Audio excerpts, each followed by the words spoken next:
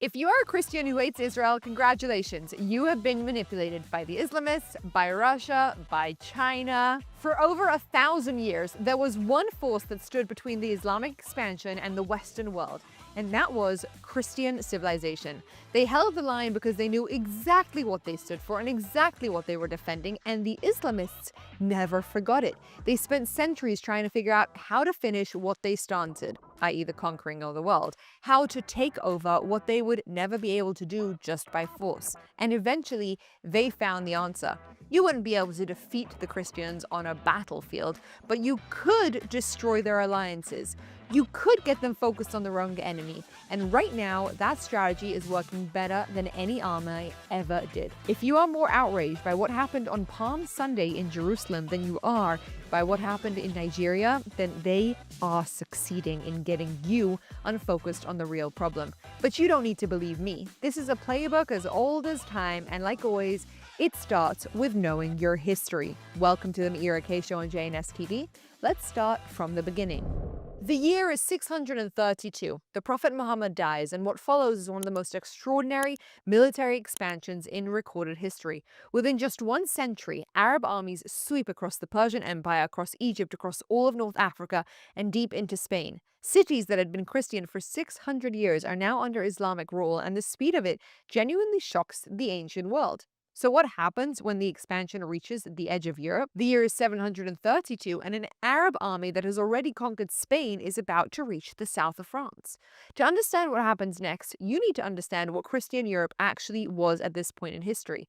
Christianity was not just a religion in the way that we think of religion today, something you practice on a weekend and mostly keep private. It was the entire organizing framework of European civilization. It determined how kingdoms were structured, how laws were written, how communities understood their obligations to each other, and perhaps most importantly, how people understood what they were part of and what was worth fighting for. So when the Islamist army crosses into the south of France, the Frankish military leader Charles Martel rides out to meet them, not just to defend the territory, but to defend the only organized civilizational force in Western Europe capable of mounting any resistance at all. He wins, and that victory matters more than almost any other battle you have been taught about in school. Because what he stops is not just the army, he stops the complete Islamization of Western Europe at a time when there is nothing else standing between that army and the rest of the continent. No other power, no other organized resistance, nothing can defeat them. Had he lost, the entire cultural, legal, religious foundation on which Western civilization would eventually be built simply would not exist. Europe as we know it doesn't happen, and it is the Christian civilization that stops it. Don't worry, their plans for expansion, however, didn't stop. They continue in other directions, into Central Asia, into Africa, and critically, they keep trying to push to Europe from a completely different angle.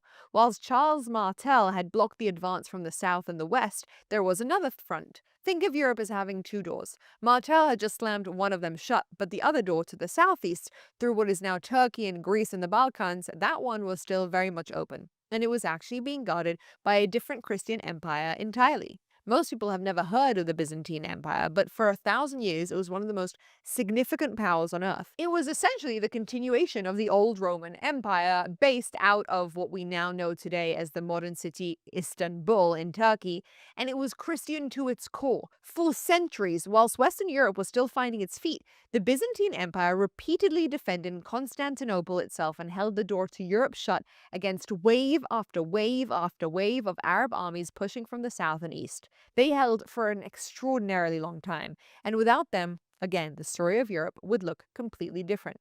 All this is true until 1453, when they didn't succeed.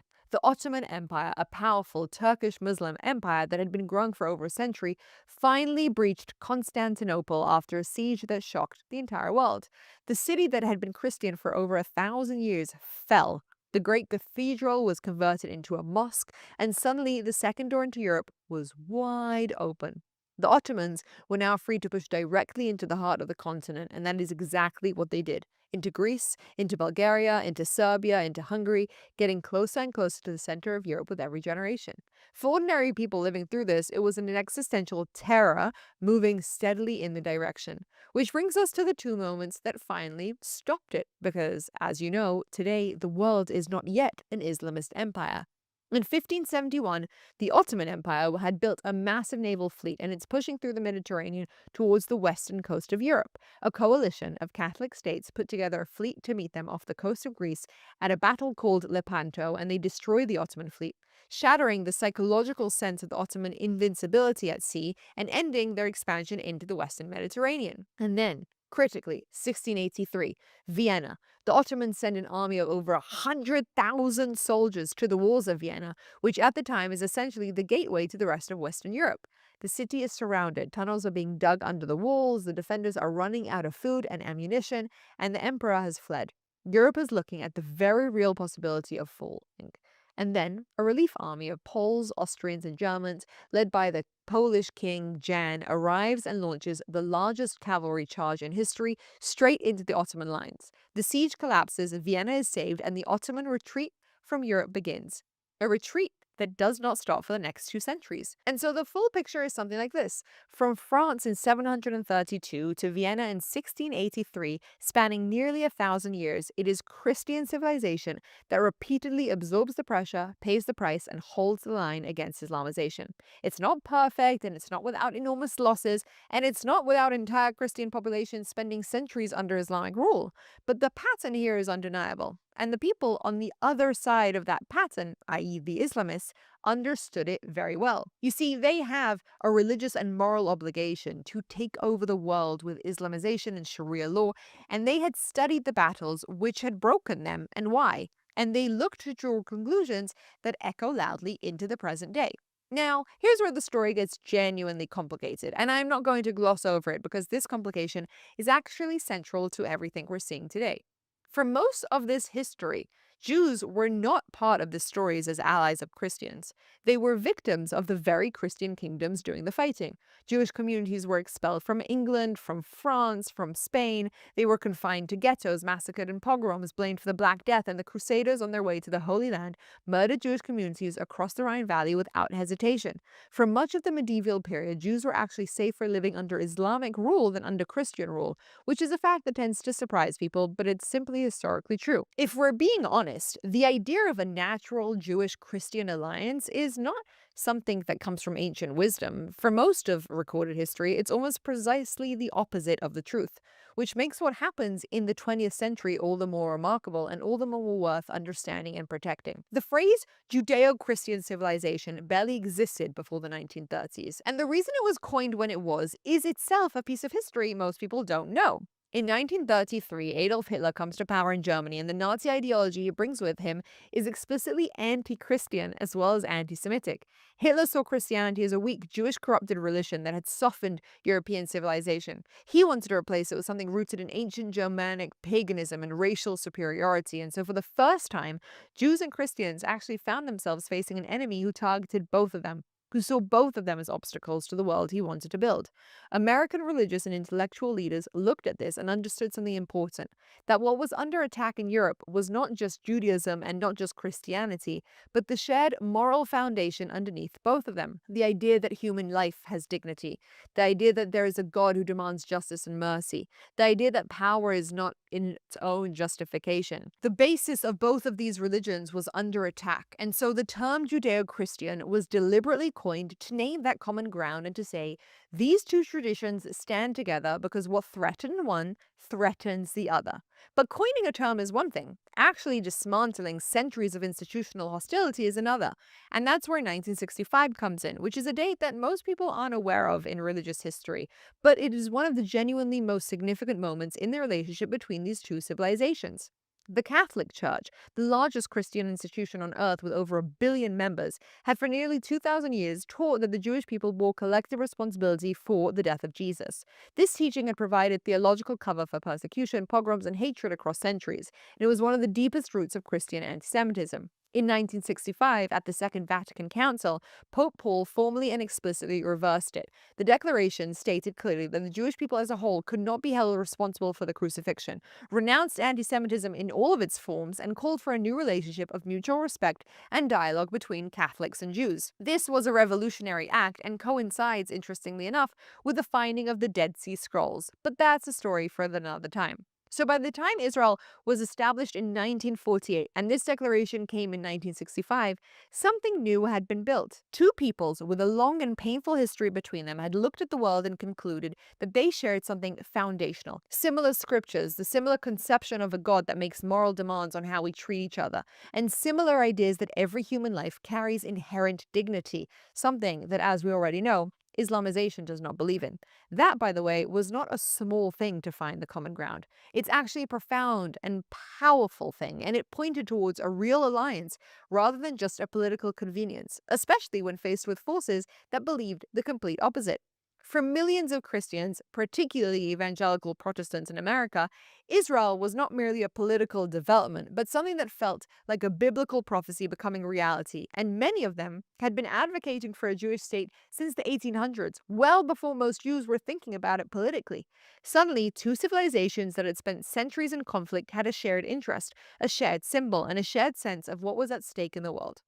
But all of this sounds nice and merry and exciting, but what has this got to do with the Islamization takeover? Well, if you are watching all of this new friendship from the outside, if you are part of a movement with expansionist ambitions and a very long institutional memory of which forces had stopped you in Vienna and in France, this emerging alliance would be something that concerned you quite a lot. Because they figured out that a unified West, with Jews and Christians standing behind a common foundation and knowing what they stand for and believe and are willing to fight for, is a formidable thing to go up against. But a West that has been turned against itself, that's confused, where the alliance between these two very strong entities had been quietly poisoned from within, that is a very different proposition entirely. If you can take the prophetic Israel and make it into something bad and negative, suddenly that religious connection to it starts to sway a little bit. Which is exactly why in 1991, the FBI discovered an internal document written by the American branch of the Muslim Brotherhood, the organization that is the ideological parent of Hamas and most modern Islamist political movements. The document laid out their strategic goals in plain language, and amongst them was what they called eliminating and destroying Western civilization from within. Not primarily through terrorism, but through culture, through institutions, through slow and patient reshaping of ideas over generations. And the single most effective idea to reshape, if you think about it strategically, is the idea of Israel. Because Israel is the living symbol and the concrete anchor of the Jewish-Christian alliance. If you can transform Israel in the minds of Western progressives, in university culture and mainstream media, from a democratic ally into a symbol of colonial oppression, you accomplish something extraordinary. You take the two civilizations most historically capable of recognizing and resisting your expansion, and you redirect their energy towards fighting each other. And while the fight consumes them, the actual story, the expansion, the Islamization of European cities, the persecution of Christian communities across the Middle East and Africa goes almost entirely unreported. But here's where it gets even bigger.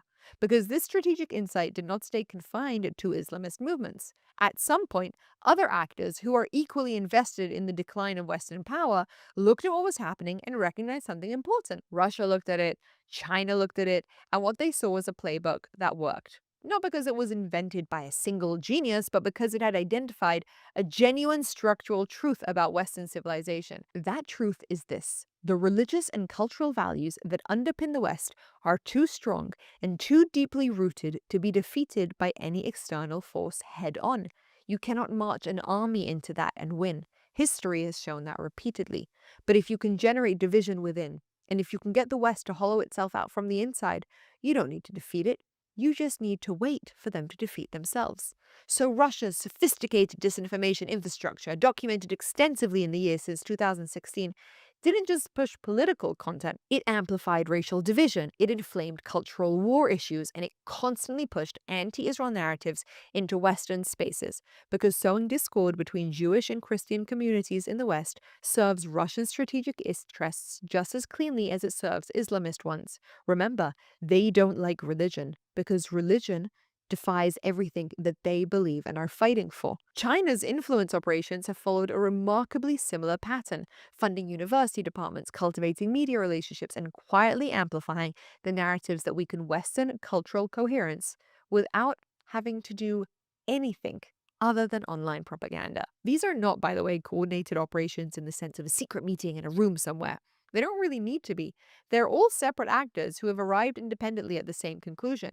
The Judeo Christian alliance is the firewall of Western civilization, and the crack they keep hitting from every direction is the same one: Israel.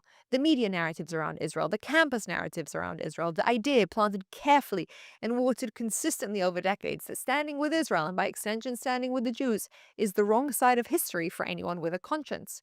Think about what that looks in practice. The same week that a Palm Sunday procession in Jerusalem was all over every news channel, the story taken out of context to push a lie that Israel is against Christians, is the same week that over 200 Christians were massacred in Nigeria. Churches were burnt, families killed at worship, one of the worst attacks on a Christian community in years, yet you almost certainly did not hear about it, and neither did most of the world. They're hiding it or not even talking about it because not only does it complicate the narrative that has been so carefully constructed, it reminds people that it's not just the Jews who are targets. Christians are as well. There is a pattern playing out across multiple continents, and if that pattern becomes visible, if people start connecting the dots between what is happening to Jewish communities and what is happening to Christian communities, the questions they start asking become very dangerous to the people who benefit from the current confusion. The focus stays on Israeli military operations. An entire generation of well-meaning people, people with genuinely good intentions who want to be on the right side of history, are guided towards a conclusion that the moral position, the human rights position, the one that should be innately Christian, is to stand against Israel. But this was never about Israel. It's about a sophisticated plan to get an unbeatable team to fight between them so that they can be destroyed. The most important alliance in the modern Western world quietly is fracturing, one campus resolution and one church divestment vote at a time, and most people never notice what is actually happening because they are too busy arguing about the things that they've been handed to argue about. But the place where this strategy is now most visible, and where most people are completely missing what they are actually looking at, is the conversation about America and Israel. Because what has happened over the last years is that the Judeo-Christian alliance has quietly been rebranded. It has been pulled out of its moral and civilizational religious context and repackaged as a political question. Is this alliance with Israel good for America? Is Israel worth the trouble? Wouldn't America be better off without this complicated relationship dragging into the Middle Eastern conflicts it doesn't need? These sound like reasonable geopolitical questions, but that is precisely the point. Because the moment you reduce the alliance to a cost-benefit political calculation, you have already lost the thread of what it actually is and why it actually matters. You have taken something with 1,000 years of civilizational weight behind it and turned it into a line item that can be debated away on a cable news panel. That is not an accident, and it's particularly notable right now as a historic war against terrorism, an inherent anti-Western idea, is being infantilized to a debate about Israel manipulating America instead of being celebrated for the momentous occasion that it is, the taking down of the Islamic Republic, something that Americans have been behind for years. Rabbi Jonathan Sacks saw this clearly. He called it the new anti-Semitism, and he observed that it had migrated from the far right, where it had lived for centuries, to the progressive left, and now into the political mainstream. And what made it new was not the hatred underneath, that's as old as history, but the respectability of the language wrapped around it. Obviously, after 1945, anti-Semitism was a total no-no. It used to be that Jews controlled the banks. Now it's that the Jews control American foreign policy. It used to be that Jews were a corrupting influence on Christian society. Now it's that Israel is a corrupting influence on Western democracy. The specific accusations change with every era to fit the politics of the moment, but the underlying function is always identical: to make the Jewish presence in the Western world feel like a problem to be solved rather than one of the pillars defending it. And here's why this matters so much, beyond the politics and beyond the immediate headlines. Because the Jewish story in the modern world is not just a Jewish story. It is a proof of concept for everything that the Judeo-Christian alliance claims to believe in. Think about what Israel actually is. In the middle of the most volatile, contested, and threatening neighborhood on earth, the Jewish people have built a country that is genuinely alive, a nation that values life so profoundly that it has built world-leading medicine, technology, agriculture, and culture while simultaneously fighting for its survival on multiple fronts for over 70 years, and is still one of the happiest places on earth. A country that debates itself fiercely and it protests loudly, introduces Nobel laureates and startups and art, and somehow maintains its identity and its moral commitment, and has soldiers to fight for it under pressure that would have broken most nations within a generation. Israel is not a perfect country. No country is. But it is a country that embodies something that Western world once aspired to be. A society that knows exactly what it stands for and is willing to pay the price of standing for it. And that, perhaps more than anything else, is why it has been made into a villain. Because a living, thriving Jewish state in the heart of the greatest threat to Western civilization is the most powerful possible argument that the values of this alliance are not relics of history, but forces that still work in the real world. But something else is also happening alongside all of this, and it may be the most important and least discussed part of this whole story. Many Jews and many Christians have lost their connection to what their traditions actually stand for. It's not just the rituals or the cultural identity, but it's the moral clarity at the core of it. The actual conviction that there is something real and important and worth defending in the values these civilizations were built on. We've forgotten our history. And again, this does not happen by accident. A people that has lost its grip on why it exists and what it believes is a people far easier to manipulate, far easier to divide, and far easier to defeat. You do not need to conquer people who no longer know what they are fighting for. You just have to wait for them to let you in. It's not for nothing that the rewriting of history has become one of the defining cultural projects of our time, tearing down statues, reframing foundational texts, teaching entire generations that their civilization's past is nothing but a story of oppression with nothing worth inheriting or defending. Because people who do not know their own history cannot recognize the patterns in their own present. Most young Christians don't understand that to be a Christian means to be somebody who can stand up against the Islamic takeover. And people who cannot recognize the patterns cannot see what is being done to them until it is already done. So here is what this all adds up to and why it matters right now. Western civilization is not really being threatened by armies massing at its borders in the way that it was in 1683. The threat has somewhat evolved, and it has evolved precisely because the direct approach had been tried and it didn't work. What is being waged instead is a war of narratives, and whilst most people assume it's against Israel, they are missing the point. The primary target of that war is the coherence and the solidarity of the Judeo-Christian world, its sense of shared identity, shared history, shared stakes, its moral clarity. The people behind this, whether they are the Islamist movements, Russian intelligence operations, or Chinese influence campaigns, did not arrive at this strategy by accident. They arrived at it by studying history, by understanding what the religious and moral foundations of the West are, genuinely strong, genuinely resilient, genuinely capable of generating the kind of civilizational solidarity that stopped the Ottoman Empire outside Vienna. And they concluded that the only way to neutralize that strength is to get the West to turn in against itself. And it's working. The alliance that was built with such difficulty in the middle of last century, the alliance that gave the West much of its moral clarity and strategic coherence during the Cold War, is fracturing. And the saddest thing is that most of the people contributing to that fracture have no idea that that is what they are doing. Because they think they are simply doing the right thing, taking the compassionate position, standing with the oppressed, not being manipulated by a political entity, which is exactly how a well-designed narrative weapon is supposed to feel when you pick it up. The people who rode down that hill outside Vienna understood with complete clarity what they were defending and why it could not be allowed to fall. They had the full weight of history behind them and they acted on what they knew. We have access to that same history. The question is whether we are paying attention to it or not. I'm Ira Kay, and I will see you next time.